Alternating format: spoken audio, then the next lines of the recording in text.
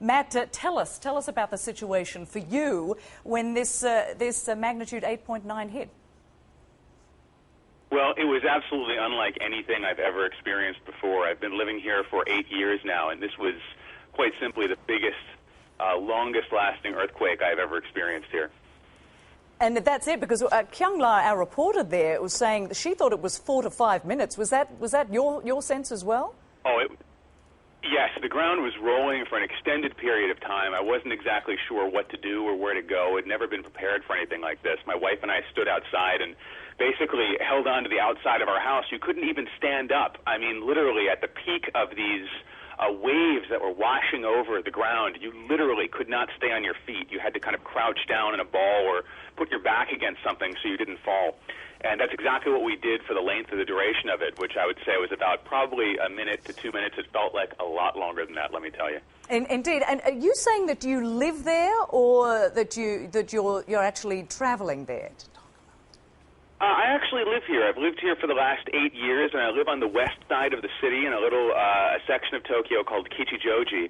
And yes, there are earthquakes from time to time, but we have never, ever felt anything on the magnitude, the literal magnitude of what we experience today. And that's exactly the story we hear. Now, Matt, as we are talking, we are looking at this extraordinary wave, another tsunami wave, moving toward the Japanese coast. And where are you located? Are you away from any threat of tsunami coming ashore?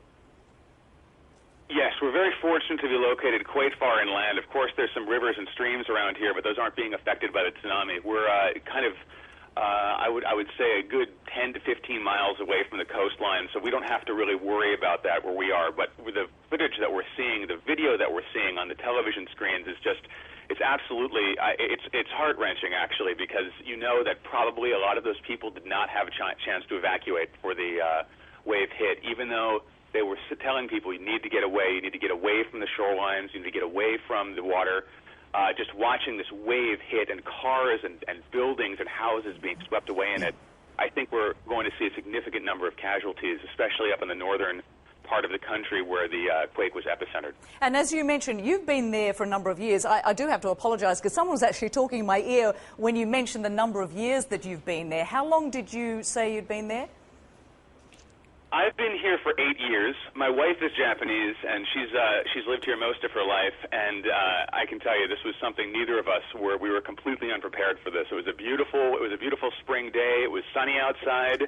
I had just come home from a little errand to the grocery store, and all of a sudden, bam! It just hit, and you could tell this was different instantly from other little tremors that we've had before. I mean, it just picked up in intensity. It ramped up. The gentle shaking, and things started coming off the shelves, things started falling off our desks, and you could hear this strange, eerie creaking sound of all of the buildings all around us as they were kind of shaken by this, by the tremor of the ground. And it was something I hope I never have to hear again, but unfortunately we keep getting aftershocks.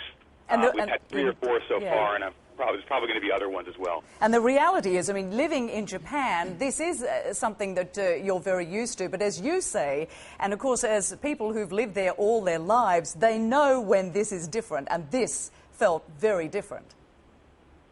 It absolutely did. I think this is going to be a tremor to remember, so to speak, and I think people are going to be talking about this for a long time to come, because really, Tokyo hasn't seen anything like this in decades.